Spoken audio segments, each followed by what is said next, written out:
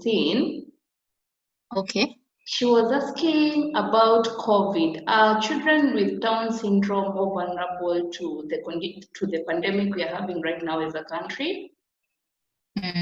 Second question, it was about what happens to the children who are in the children's homes. They have Down syndrome. What really happens when it comes to therapy for them? And the third one was about, can I remember? Okay, let's address the two first and then I'll remember the other one. Okay. Okay. Yeah, so that's a very important question. The first question on COVID. So COVID is here with us, and it's affecting mostly children who are immunosuppressed. And you know, in Down syndrome, there are a lot of conditions that occur with it, may lead to immunosuppression. So if the child has a heart defect, obviously that child is at risk for COVID. A child with hypothyroidism is also more likely to get COVID, okay, because of immune suppression. So if I was to summarize, I would say yes, our children with Downs are actually high risk. So we need to take the measures. We need to keep them safe, let them stay at home. Don't leave the house unnecessarily. We don't want children to wear masks because when they wear masks, they may suffocate. So the best bet is let them just stay at home and keep a distance from people. Don't allow visitors to come and visit. And then, of course, wash hands and sanitize. Yeah, so that's a very good question. And the take-home message is we should consider our children as high risk, so take appropriate measures.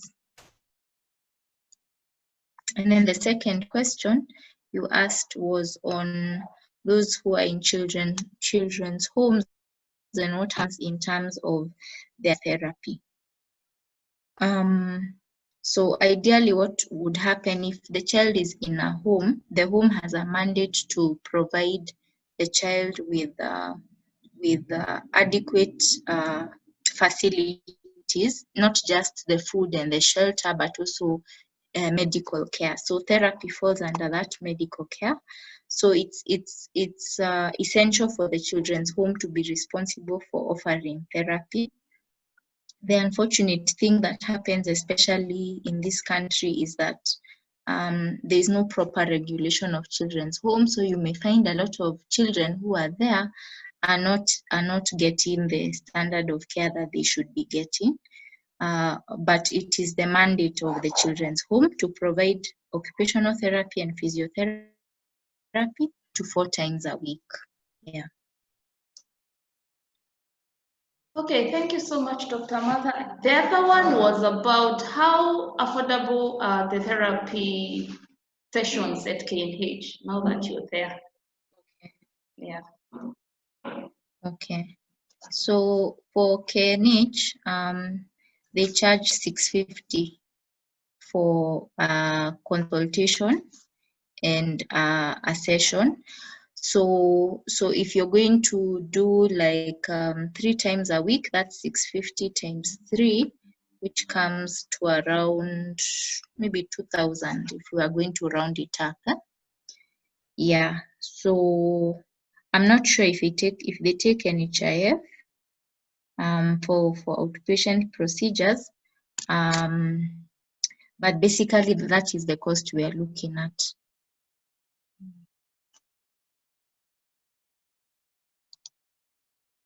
Okay, thank you so much, Dr. Martha. Now, I think there are no more questions on my end. Yeah. Yeah. Now, how can you advise a parent who has gone for therapy? I saw that discussion from a WhatsApp group. She has gone for therapy. She's not seeing any change. Is therapy harmful? That was the debate. Is therapy harmful? No matter the months you go for the sessions, is it harmful? And what can you tell that parent, maybe? Okay, so what I said in the presentation is therapy is good, especially if you start it early within the first month of life, and you do it frequently, at least like 3 to 4 times in a week. And how I think of therapy, it's like going to the gym. So you have hypotonia in the children. So the more you go to the gym, which is therapy, the stronger the muscles become. So what I'd tell the mom is to just be patient. In the same way, when you go to the gym for the first time, you don't lose weight or you don't gain muscles in one day. It takes time. So if therapy is done in a good place, because also where you do therapy matters, and that's why even in my talk I was emphasizing, if you can do it in a big public institution like KNH, or a private hospital like Gertrude's, or you get the home-based care that I shared in the slide, that is actually good. So make sure you're doing quality, because there are a lot of quacks who can tell you they're doing occupational therapy, but they are not doing it correctly. So get a place of high quality or good enough quality.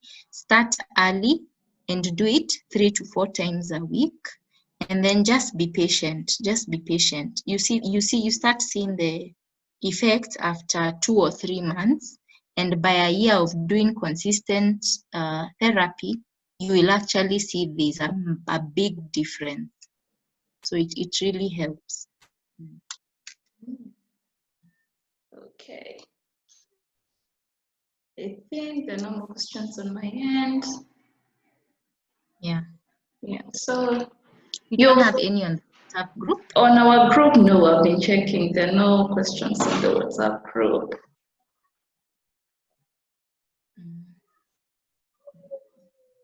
But this is quite informative, actually. Yeah. And to those who have missed, I'm sure they'll feel something about that. Yeah. Anyone with any other question, maybe? Yvette? Anyone who has a question? Yvette? Yeah. Let me unmute her. Yvette, hi. Hi. Any question? I don't have a question. Comment. But I'm happy to have joined. I've learned a lot. Yes. Yeah. Okay, karibu sana. And any other person? I don't know. Christine Moy said thank you Christine. for tackling the question. Yeah, Yes. you're welcome. Okay. So your final words, Daktari, hata kama unakuanga a call away, anytime we can call you. Yes. Yeah. So my final parting shot is let us continue looking after these children that God has given us. Oh yes, someone has posted Njoki, remind Doc to yeah, I'll share with you that list, the list of schools. Okay. Yeah, so what I want to say in parting is to encourage all mothers to continue with the good work you're doing. God chose you purposely for this task, and He has given you what you need. You may feel like you don't have it, but He has actually given you what you need. And to encourage you that once you sort out the major issues, which is the heart and the thyroid, and you start occupational and physiotherapy, and you just do your part as a parent, these children can actually live and have functional lives. So I'd like to encourage each of you to be positive and to support each other in the group. Keep supporting each other, and slowly but surely you will get there. You will get there and your children will thrive. Yeah, and I'm available in case of any other questions. You can reach me I think Rosalind has. I'm even on the group, so you can Yes, just sure. text me if you have any issues. It's okay, thanks. Yeah. Okay, so thank you so much, Dr. We really appreciate it. I'm so sure there are so many who have missed this, and we are hoping to do more of this. Anyway, we're hoping to do more of this more often. Yeah. Even if they're going to open the country, now that we can't have it opened, maybe they can do it partially, but we have to do more of this. Maybe things to do with those who have, what can I say?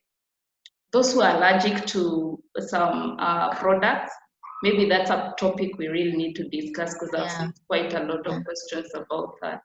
So thank you so much, Dr. So I think You're welcome. that's enough for today, maybe. Sawa sawa. Have a good evening. Okay, you too. And say hi to all the children. Give them a big hug. Okay, I will. Okay, bye-bye, everyone. Bye.